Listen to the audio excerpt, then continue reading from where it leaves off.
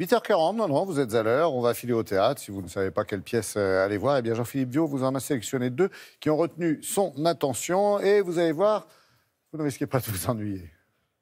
Effectivement, oui, bonjour. Cette semaine, je vous emmène d'une part découvrir un remarquable et passionnant huis clos signé Horowitz, et puis d'autre part un classique de Guitry revisité par Éric Emmanuel Schmitt. Ce sont les célèbres mémoires d'un tricheur parus en 1935. Celui-ci en signe une nouvelle adaptation portée par une vigoureuse mise en scène. Olivier Lejeune en incarne avec ardeur le rôle titre, aux côtés du pétillant Sylvain Catan. Les fans vont adorer. Je me demandais si le fait d'avoir été miraculeusement épargné ne me donnait pas l'air d'avoir assassiné tout le monde.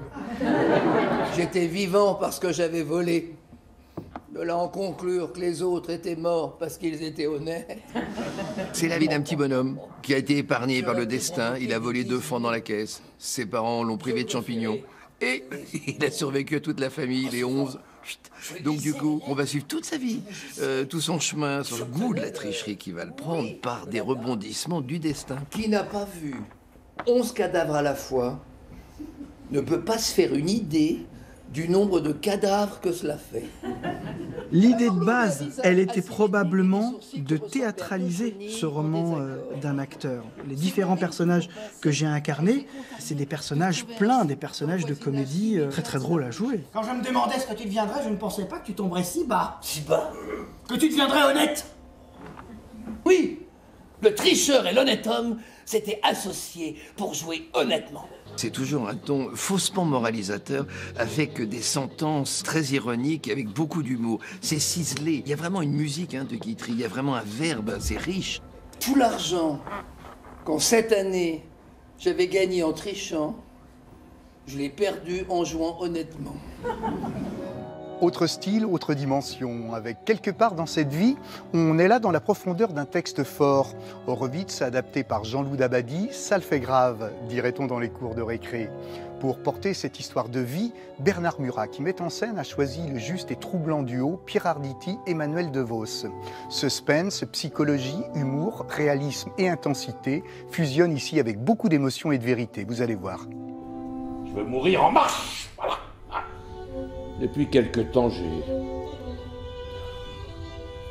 j'ai peur. Non, n'ayez pas peur, je suis là.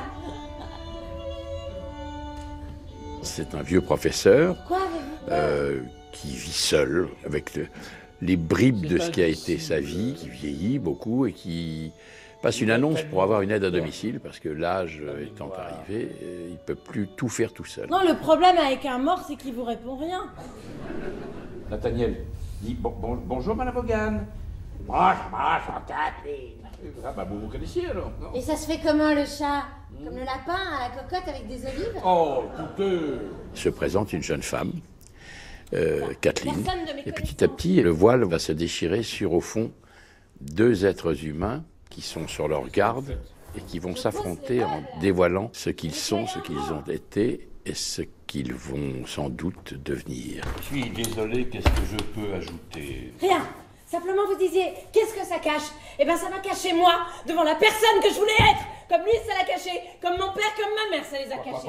Quoi? Là où Horowitz est parfois extrêmement dur, Dabadi arrive et il incorpore à cette dureté quelque chose qui nous touche. Et puis, on y est ému, et puis...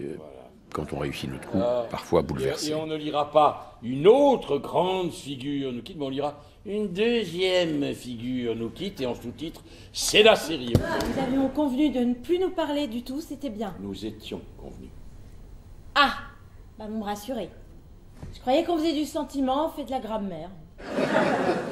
À moins d'être vraiment insensible ou totalement blasé, ces 2 spectacles dignes d'intérêt sont de bien plaisantes et attachantes pièces de théâtre qui, mine de rien, abordent des sujets qui ont pu ou pourraient un jour croiser l'existence de chacun d'entre nous. Le Guitry reste toujours léger et faussement moralisateur. Quant au Horowitz Dabadi, il fait partie de ces œuvres subtiles qui tiennent en haleine, bousculent et nous bouleversent jusqu'au tombé de rideau. De quoi satisfaire tous les amoureux de spectacles vivants. Alors bonne journée à tous et à très bientôt, c'est promis. Merci Jean-Philippe pour ces précieux conseils.